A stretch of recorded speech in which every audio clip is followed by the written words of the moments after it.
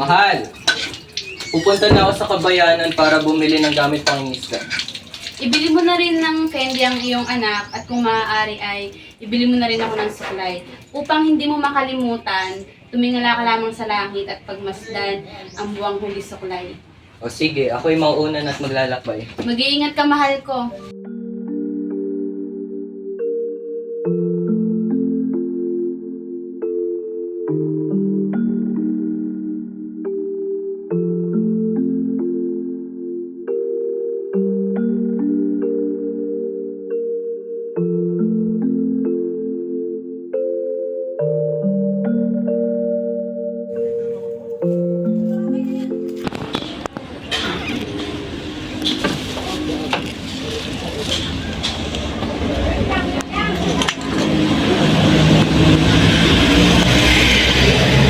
Maaari po ba kayong tulungan?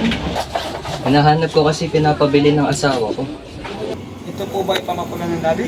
Hindi. Pitaka! Hindi rin eh. Malambot katulad ng unan?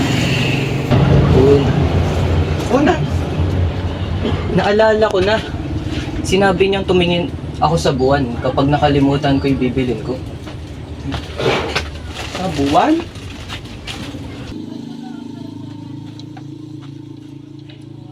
Alam ko na! Makikipagpustahan ako sa'yo. Ito ang gusto ipabili ng asawa mo. Andali lang ha. Andali lang. Ito ang gusto niya ipabili sa'yo.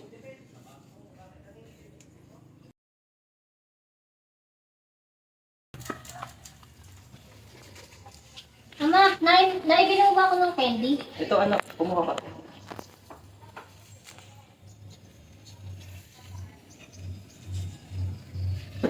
Natandaan mo ba ang pinabibili ko sa'yo? Nariyan sa supot. Wala naman rito ang suklay na singhugis ng buwan. Nandyan. Wala. Ito oh. Bakit nagdala ka ng isang miyanoy? Isa itong pang-aalipusta. Nakakadiri ka nga.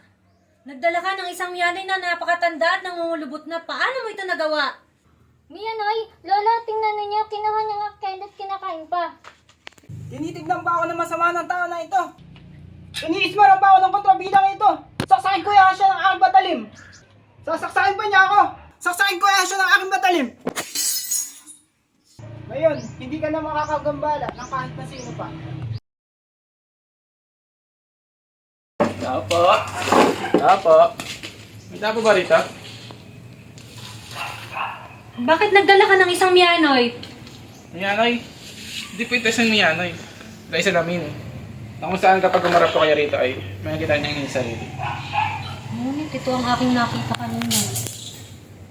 Ang nakikita niya po dyan ay inyong sarili at hindi ibang tao.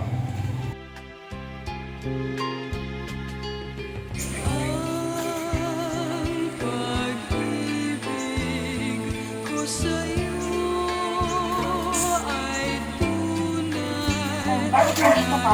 Ikaw, bakit ka nag-isa? Wala, gusto ko lang mapag-isa. Dito ako upang ibigay ang iyong pinapangarap.